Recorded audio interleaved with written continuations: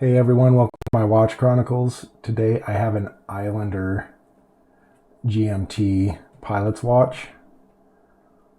It has a Swiss Sellita SW330-2 movement in it. That movement comes with a 56-hour power reserve and is one of the better movements that Sellita makes. It's very nice, and I have not had any complaints with it. I've had them in other watches before, and they works really well. It's a kind of a workhorse movement. I saw this, I don't know, several months back and decided to pick one up. I believe all the color combinations are sold out, but I wanted to review this anyway. I think that just for me, I was just a big fan of the navy blue and the white together. I think it looks really well. And that airplane shaped GMT hand. I liked it when I saw it, so I was like, I think I gotta have this. It is one of their more expensive watches, and it may have been the most expensive watch they've ever made. I'm not sure, but most of the other watches are in a 400 lower range using Japanese movements. So this is one of their Swiss movement ones, and kind of tell you what my impressions are of it. First off, this is a 40 millimeter watch. It has a 12 millimeter thickness to it, and the lugs are 46.5 from tip to tip. So it's really not a big watch. It wears quite small, but I do like it. If we take a look at the side there, it's mirror polished on the bevels, and then on top it's brushed on the case. If you look at the bracelet, it kind of reminds me of a Seiko bracelet. It's got the polished center links, or the side of the center links, and then the rest of it's brushed. So it's got a lot going on with the bracelet and the case, and I think it works well with this watch. Take a look at that.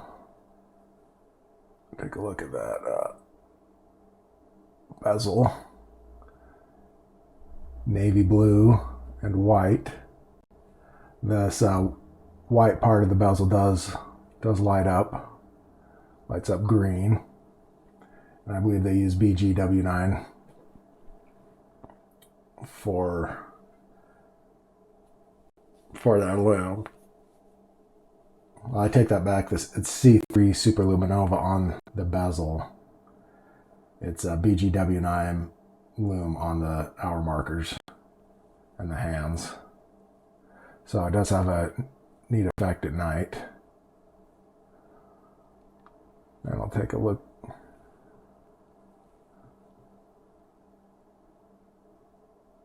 Those hands got the sword style hands. And like I mentioned before, it's got that airplane style GMT hand. And we'll look at the hour markers. I do like the hour markers, how you got the 12, 3, and the 6. And then you've got the all applied indices on this watch style. I think it works good. It's not overly cluttered with words or anything. It's got their logo on the Islander, and then it says GMT automatic 200 meter water resist. Not necessarily something you always see on a pilot's watch, but I like it. Means it's well done. It's got a screw down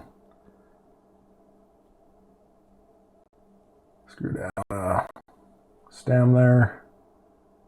Got the Islander logo. Kind of got the coin edge bezel going on.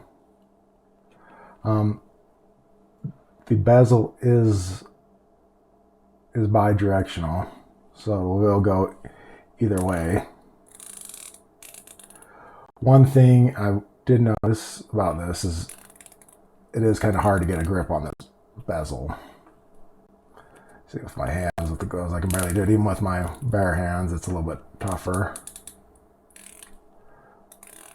But you can kind of hear the action.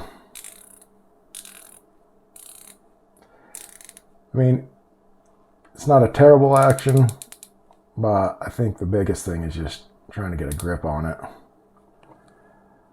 especially if you're wearing gloves. It's a little bit tough to get a grip on that guy, but take a better look at the dial. It's got the 24-hour indicators on the bezel and inside the dial. Better look at that.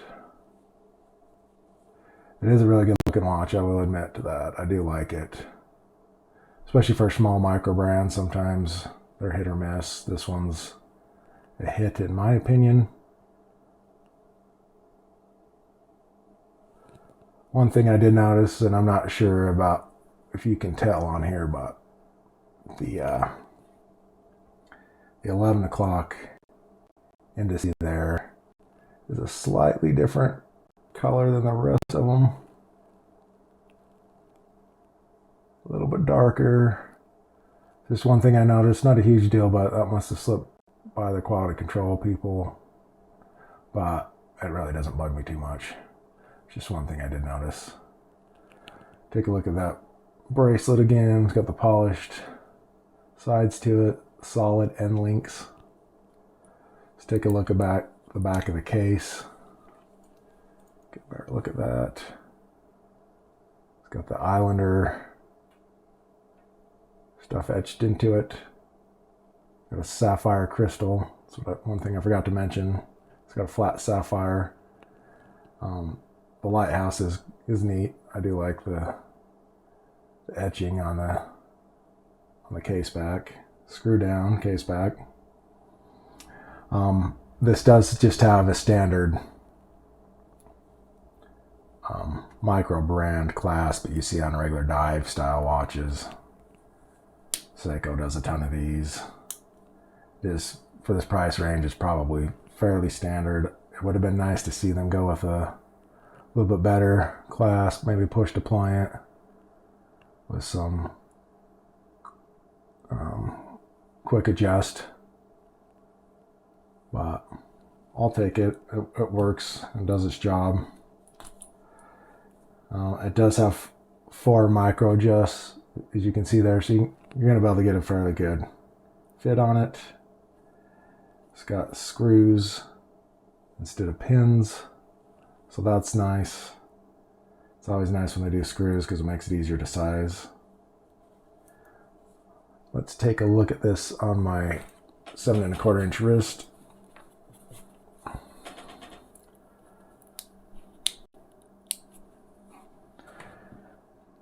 And it fits quite well. It's just wears small, doesn't look too big. It's perfect size, almost 40 millimeters. I tend to prefer 42 millimeters, but I do like 40 millimeters as well. I think it just depends on the watch and how it wears, but I think it looks great on my 7 1/4 inch wrist. This is my first Islander watch, and I've been fairly impressed. I would purchase another one from them in the future. I have no regrets about buying it. Some of the other watches are even a better price than this, and they have some of them have the really good Miyota 9000 series movements in them, which I really like that movement. And then there's some cheaper ones with the Seiko NH35s and 36s, and even the 34s. So you probably pick up a good watch, well built, good quality for the price. I mean, really, for the price, this one was $6.95 on sale. So, wasn't super cheap, but it wasn't very expensive either for a micro brand with not a big name. That seems about right to me, especially with the movement it's got in it. But I think it just works with the sapphire bezel insert and the lume and the hour markers in that GMT hand. Just kind of give it a nice little pop of color. And I think that's about it for this watch. I do have a ceramic Zodiac watch that I have ordered, and I will do a video on that at some point in the next week or so after I get the watch. Kind of excited for that one. I'll have to let you know how it goes. But welcome any new viewers, and please subscribe to my channel if you have not. Thanks for watching.